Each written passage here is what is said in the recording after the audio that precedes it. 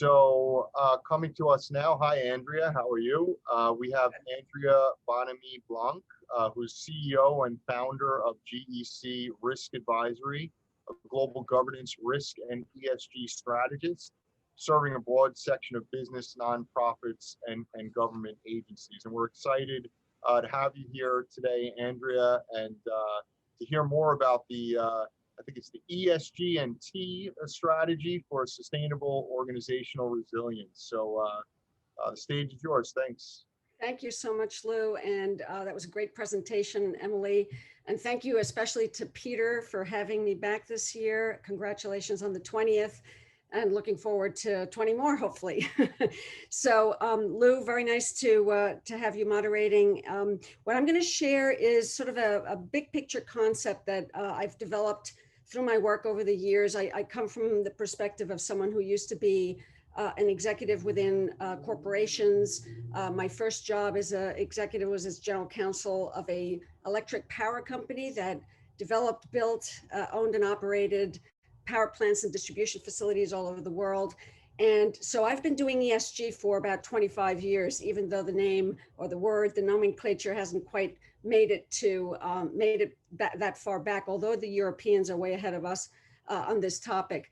But basically, I've been doing ESG. I was doing environmental health and safety. I was doing ethics, business ethics, corporate governance, all these things that are part of the ESG nomenclature for many years.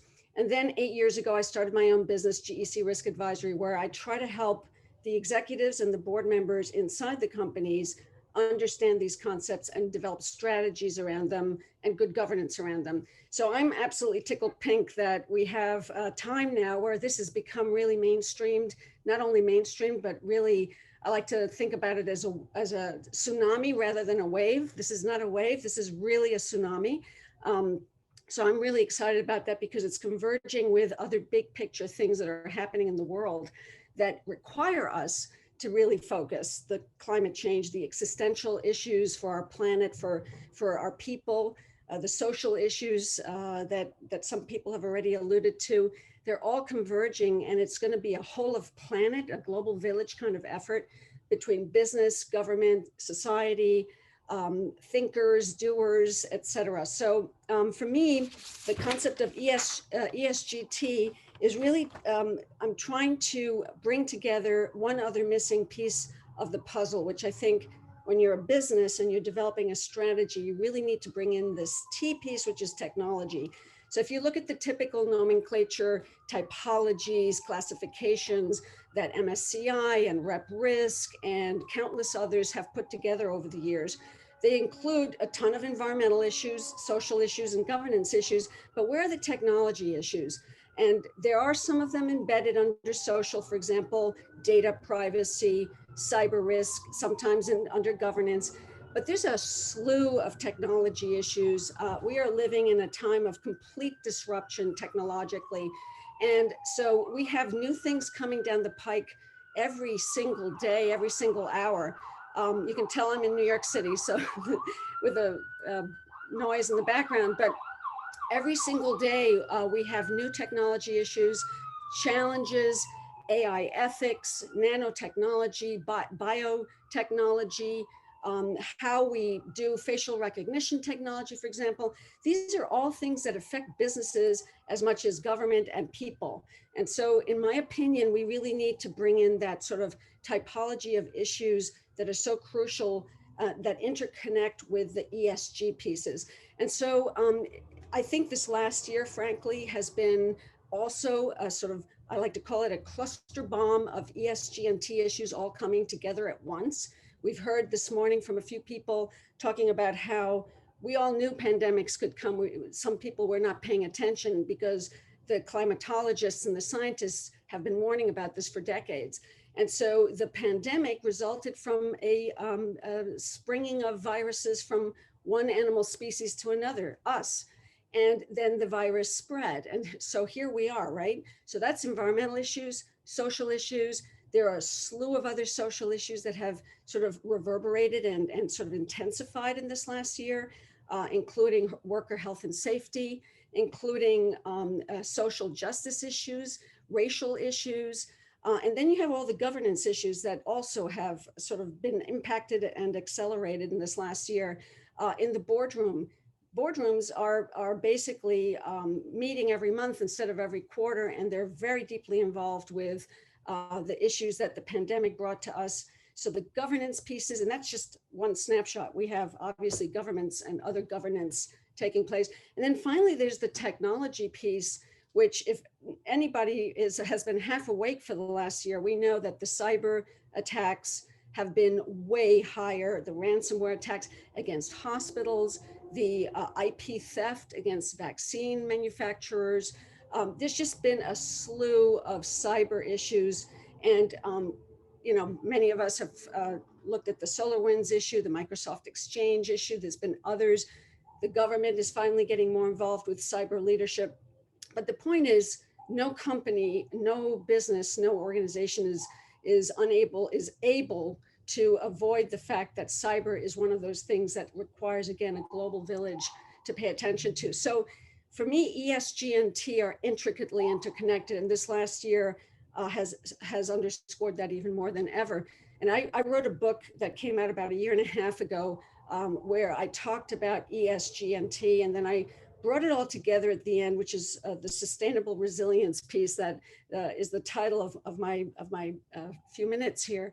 And the sustainable organizational resilience piece to me is how an organization, it can be a business, but it could also be a government agency, it could be a university, it could be a nonprofit. Are the executives and the board of those organizations paying attention to their most important ESG and T issues? Are they connecting it back to who their most important stakeholders are? And I saw that great question there that Emily responded, that shareholders are shareholders, they're owners. Stakeholders are everybody else who has a stake in you as a business or as an organization. So we can be stakeholders of a government. We can also be stakeholders of a business, as employees, as customers, et cetera. And so my point here is we're getting to a new level of stakeholder capitalism. People are talking about it. ESG is part of it. And in my book, I talk about the ESG and T piece achieving this sustainable resilience, because I really believe that if companies and organizations understand those issues, understand their stakeholders' expectations, invest in the proper resilience building things like good governance, good culture, stakeholder empathy and understanding, great risk management, integrating these ESG and T, which a lot of people, think of them as intangibles, but intangible is, most of the value of most companies now. So we need to think about them as intangibles with tangible impacts on the financial bottom line, the reputational bottom line. So my point here is that organizations, boards and executives who pay attention to this stuff are building resilience over time. And I actually just posted something on LinkedIn earlier today. There was a headline in the FT about how companies are about to be hit with major pandemic-related lawsuits. And my comment there is not the ones who have been paying attention and taking care of their stakeholders and who have had the worker health and safety and have paid attention to the racial justice issues and have been paying attention to the work from home issues, the cyber issues. Those companies may have some litigation, but I can guarantee you they're not going to pay as much, and they're not going to be found,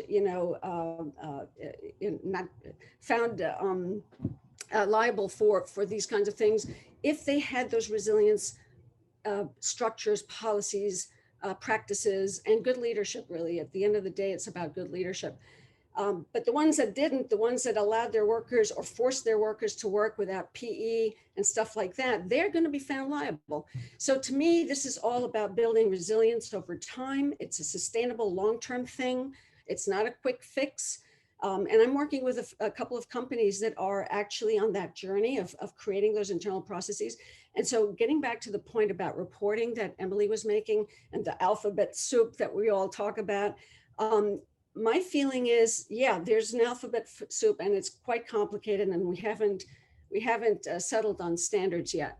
However, the companies that are actually paying attention to their stakeholders and their internal risk management, strategy, performance management, tying it back to the CEO's pay, having the crisis readiness and the business continuity backup plans, all these things, those companies are going to be the ones that have real intrinsic value that will withstand these kinds of things. And as I think Peter said earlier today, there will be pandemics.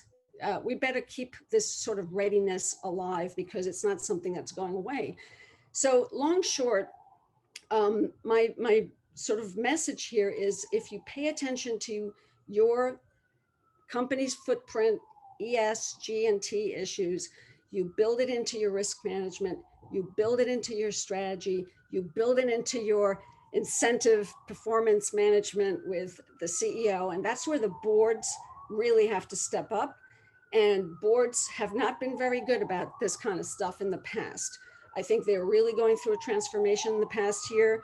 I saw a really excellent publication from the World Economic Forum on board principles for climate change, which the NACD, who I work with very closely, the National Association of Corporate Directors, has also adopted, because the boardroom really has to pay attention to this. And this is one of the big missing links in the chain. When the boardroom doesn't pay attention to it, the CEO isn't held accountable, and the rest of it is a rush to make money rather than a rush to make money the right way. And so I think that's starting to change. I think we need a refreshment in the boardroom. I loved the young lady's comments this morning. I felt like she was saying what I said when I was her age, except that it wasn't a good time for people to talk about it back then. But we are in an existential moment. And we really need to have the right kinds of people in the boardrooms, in the leadership positions, in the rank and file, and we need to pay attention to the young people who really do have a different perspective, and one that has to be listened to and you know, augmented, frankly. So I'll leave it at that. I think I'm probably going to run out of time soon. If you had any questions, or I could continue, but I will defer to you, Lou. Well, that was fascinating for me, Andrea. Thank you for that. You know, I had a background before starting G&A. I was in crisis management consulting business, so I feel like it was a similar, you know, parallel path at some point. We worked with companies that had crisis events that affected their reputation and their valuation in the capital markets. Could be an oil spill, a drug recall, a product defect. Some really, horrible things that affected stakeholders, affected the trust of stakeholders, with those companies, and the trust of shareholders. And, I also think about your comment on, all the biotech and AI and, I this is going to play into the ESG, how you're fitting it on into that. And I think about these things as tools, for mankind, right, and womankind to be more innovative, more efficient, right? But like all tools, right, like nuclear, for example, they can be used for good and for bad, or maybe not so black and white, good and bad, but for nefarious purposes or used irresponsibly, right, or responsibly. And so I feel like we have an opportunity right now, while these kinds of technologies are taking off and gaining traction, to set up the right, the right oversight, the right policies, the right systems to make sure that we can fully realize the benefit of these technologies. Because if we get it wrong and we mess something up right along the way, there could be whiplash or coming back and kind of slowing down that progress, or maybe over regulating, let's say, in reaction. That's the crisis management coming back to me. So what do you think? Like, how do we do you have any comments on how we make sure that these kinds of, technologies, which is the T here, right? Or, how do we set them up so that they're used responsibly and fully to realize the full extent of what they have to offer us? Yeah, great observations and question. And I think there's really an opportunity for the enlightened leaders and companies that are doing the right thing when it comes to this. And I'll just mention Microsoft as an example. They're in the middle of this exchange thing, so reputationally maybe that's not the greatest moment. But overall, for the past 6 or 7 years since Satya Nadella became their leader, they've been putting a lot of emphasis on AI ethics, on not doing facial recognition technology for the wrong reasons, and basically looking at the ethics issues. And I think the real issue here is, will the technology company, whether it's a biotech or AI company or any other kind of company that uses these kinds of materials as well, are they looking at the production and the research and development and the production of their products and services with an with an ethics lens early on? Do they have the right people at the table, or do they just have the 25-year-old engineer who loves to put code together but isn't thinking about the racial discrimination issues or the gender issues or the harassment issues that could come out of it? And there've been countless examples of these kinds of things. But I mean, these things get very embedded and become very problematic. There's a really great documentary called Coded Bias that describes the whole facial recognition and racism piece very, very well, which I recommend to people. But the point is, we need to get ethics and multidisciplinary teams early in the process, not just the engineers and the scientists. You need to have other eyes on things. And that's another big lesson, I think, from our time. Climate related, any kind of issue, any of these ESG and T issues requires multiple disciplinary, cross-disciplinary eyes looking at them, because otherwise we're going to miss stuff and it's going to be very dangerous. Right, right. I'm going to take a question, one of the questions from the audience here. So this is from Matthew Ayerst. The exposures from different from industry to industry. Some industries are more exposed to the E than the S and vice versa. The E part seems more tangibly measurable. What you're seeing on the S side, what are you seeing on the S side besides board diversity counts? Great question. And you're totally right that it all depends on what business you're in. So your footprint, your products, your services, your sector is going to determine what your E issues are. Some of the S issues are pretty common across most companies. There are issues, for example, when I was in the electric company business, we had health and safety requirements that we needed to report, and that we also used as ways to incentivize the executives to do a better job to eliminate accidents at work. And we, for example, acquired a bunch of dirty and unsafe assets through privatizations in Latin America. And one of our big tasks was to lower the accident rates and eliminate death rates in some of the locations that we acquired. So, and there were environmental issues there too. So you can create metrics. There's the SASB, different kinds of guidances and standards that you can use and adapt into a numerical answer kind of key. So there's different ways of doing things, but I think you have to adopt something good for your business, and then hopefully one day there'll be some useful reporting standards that everybody can agree to, just like the GAP standards. Yeah. Yeah, I hope so too. Yep. Yeah. All right. So one last question that I wanted everybody, I'm interested in myself. What is the title of your book? Oh, thanks for asking. It's called Gloom to Boom, and it was published in November of 2019, so it was before the pandemic, but I was sensing that we're kind of in a gloomy period, not just because of the climate change issues, but there's social issues, and there are geopolitical issues.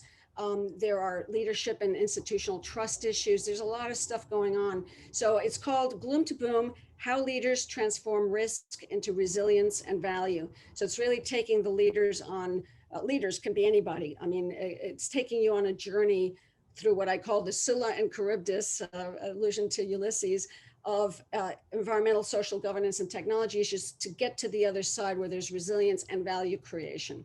So thanks. All right, thank you so much, Andrea. So we've reached the end of the time. Are there any final comments that you want to leave the audience with? Just, it's been a really great morning, and I really think what Peter and his team are doing here is terrific, and it's just timely, beyond timely, and I'm just delighted to be part of it. And it takes a global village to get all of this done, so we should all sort of do our best to you know, grab virtual hands, at least for now, and work together. So thank you for having me. Right. Thank you so much, Andrea. Thank you.